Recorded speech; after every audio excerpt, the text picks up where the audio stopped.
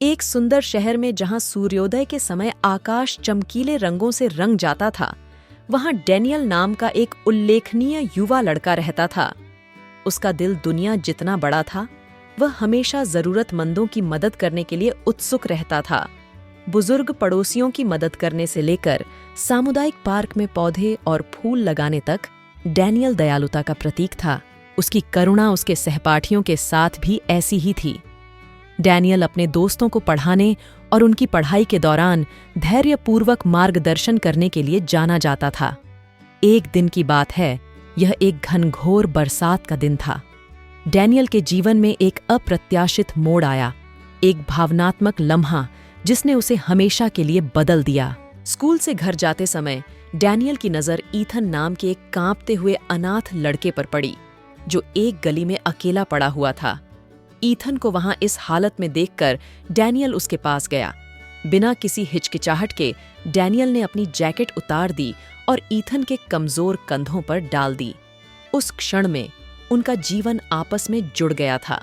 Daniel Ethan को एक पास के रेस्टोरेंट में ले गया, जहां उन्होंने स्वादिष्ट भोजन साझा किया। खिड़की के शीशे पर बारिश की बूंदें एक असाधारण दोस्ती की शुरुआत की गवाही दे रही थीं। अपने स्वभाव के अनुरूप डैनियल ने ईथन को अपने संरक्षण में ले लिया और उसे एक अनाथालय में आश्रय खोजने में मदद की। यहाँ से दोनों लड़कों के लिए जीवन बदलने वाली यात्रा की शुरुआत हो गई। दोनों के लिए यह अनाथालय कहानियों और साझा सपनों का एक स्थान बन गया, क्योंकि डैनियल और ईथन को एक दूसरे के साथ में सांत्वना मिली।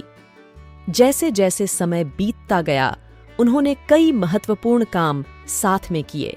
उन्होंने ईथन जैसे अनाथ बच्चों की मदद के लिए धन इकट्ठा करते हुए एक स्कूल फंडरेजर में हिस्सा लिया। उनके समर्पण ने उनके आसपास के लोगों को प्रेरित किया।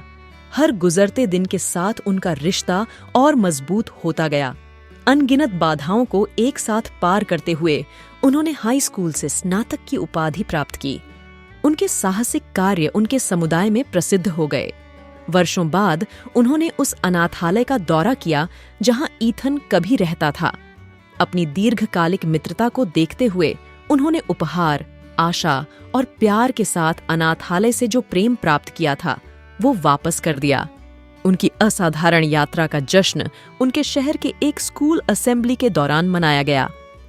पूरा स्कूल आंसू पोंछते हुए इन दो उल्लेखनीय दोस्तों के लिए तालियां बजाकर खड़ा हो गया। याद रखें, सबसे बुरे समय में मदद का हाथ आजीवन दोस्ती का कारण बन सकता है।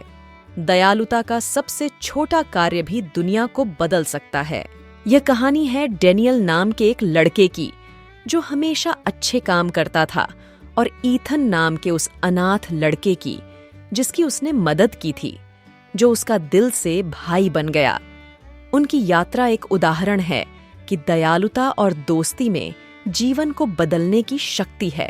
अगर आपको यह कहानी अच्छी लगी तो इसी तरह की रोचक और भावनात्मक कहानियों के लिए कृपया हमारे चैनल को सब्सक्राइब करें।